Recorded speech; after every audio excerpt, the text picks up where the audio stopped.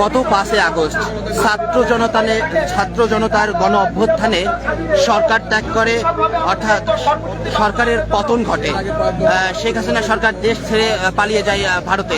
এরপরেই কিন্তু আওয়ামী লীগের যারা শীর্ষ পর্যায়ের নেতারা রয়েছে তারা কিন্তু বেশিরভাগ আত্মগোপন করে, নয়তো দেশ ছেড়ে পালিয়ে যায়। সে সময় ছাত্র জনতা, অর্থাৎ বিক্ষুব্ধ ছাত্র জনতা, দেশের শীর্ষ পর্যায়ে যেসব নেতারা ছিল তাদের বাড়ি কিন্তু একেবারে ভেঙে গুড়িয়ে দেয়। আমরা দেখেছি আজকেও কিন্তু একটি ঘটনা ঘটে চলেছে সারা দেশেই। আমরা দেখছি যেসব তৎকালীন রাজনৈতিক দল, অর্থাৎ বাংলাদেশ আওয়ামী লীগের যারা নেতারা ছিল এবং যেসব এলাকায় আসলে স্বৈরাচারী কায়দায় শাসন ব্যবস্থা চালিয়েছে তাদের কিন্তু বাড়িঘর কিন্তু ভাঙচুর করা হয়েছে। আমরা সেই চিত্র কিন্তু দেখেছি এবং আজকেও করা হচ্ছে সারা দেশে। তার ব্যতিক্রম ঘটেনি কুষ্টিয়াতেও। আমরা কুষ্টিয়াতে দেখছি এই মুহূর্তে কিন্তু বাংলাদেশ আওয়ামী লীগের যিনি যুগ্ম সাধারণ সম্পাদক মাহবুবুল আলম হানিফ, তিনি দেশ ছেড়ে পালিয়ে যাওয়ার পরেই কিন্তু এই বাড়ি পড়েই ছিল এবং এই বাড়ি কিন্তু আজকেও বিক্ষুব্ধ ছাত্র জনতা কিন্তু ভেঙে গুড়িয়ে দেওয়ার যে চেষ্টা সেটি কিন্তু তারা করছেন এবং প্রচুর মানুষ কিন্তু এখানে উপস্থিত হয়েছে এবং তারা কিন্তু এই বাড়িকে এখন ভেঙে গুড়িয়ে দিচ্ছে।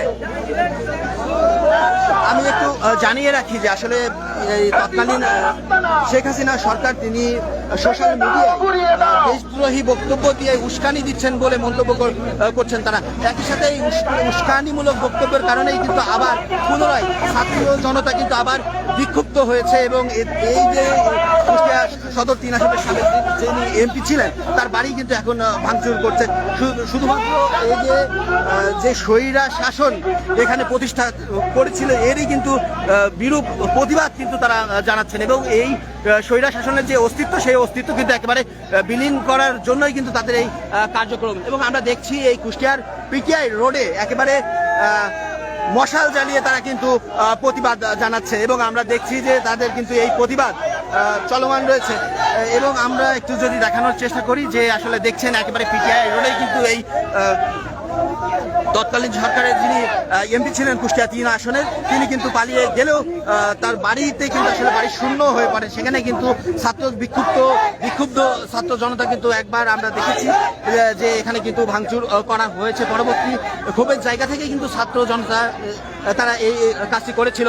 তবে আজকেও কিন্তু সারা দেশে একই যোগে কিন্তু আমরা দেখেছি বিভিন্ন জায়গায় কিন্তু ভাঙচুর চলমান রয়েছে। আমরা জানতে পেরেছি আসলে তৎকালীন সরকার শেখ হাসিনা তিনি কিন্তু উস্কানিমূলক বক্তব্য দিয়ে সবাইকে উস্কিয়ে দিচ্ছে, এমন মন্তব্য কিন্তু অনেকেই করেছে। আমরা কিন্তু সেটি দেখানোর চেষ্টা করছি এবং তারা কিন্তু বিভিন্ন প্রতিবাদ কিন্তু তারা দিচ্ছে, আমরা সেটি দেখানোর চেষ্টা করছি। এবং তারা কিন্তু একেবারে দেখছি মশাল আগুন জ্বালিয়ে কিন্তু তারা তাদের যে কার্যক্রম সেটি কিন্তু করে যাচ্ছে। এবং আমি বেশ কয়েকজনের সঙ্গে কথা বলার চেষ্টা করেছি, তারা কিন্তু বলছিলেন যে আসলে এই স্বৈরা শাসন বাস্তবায়ন করেছে, সেই স্বৈরা শাসনকে একেবারে নির্মূল করা এবং তার অস্তিত্বকে একেবারে নিঃশেষ করার জন্যই কিন্তু আজকের এই আয়োজন, এমনটি কিন্তু তারা বলছিল। আমরা যদি একটু কথা বলতে চাই তাদের সঙ্গে।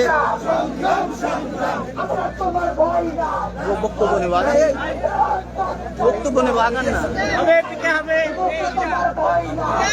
আমরা একটু কথা বলার চেষ্টা করবো যারা আজকের এই আয়োজনে অংশ নিয়েছে। যদি একটু জানতে চাই যে আমি একটু জানতে চাচ্ছি আসলে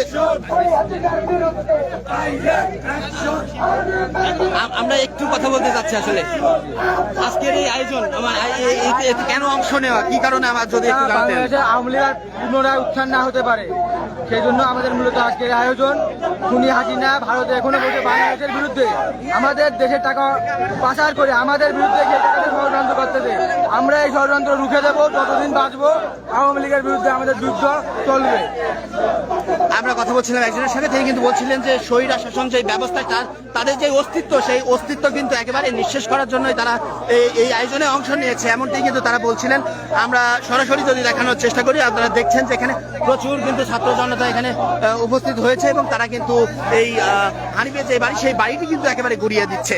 আমরা একটু কথা বলার চেষ্টা করব।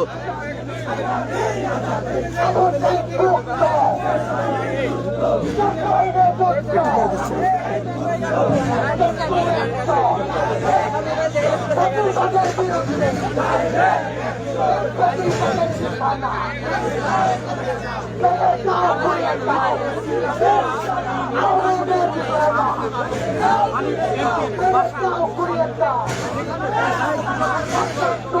go.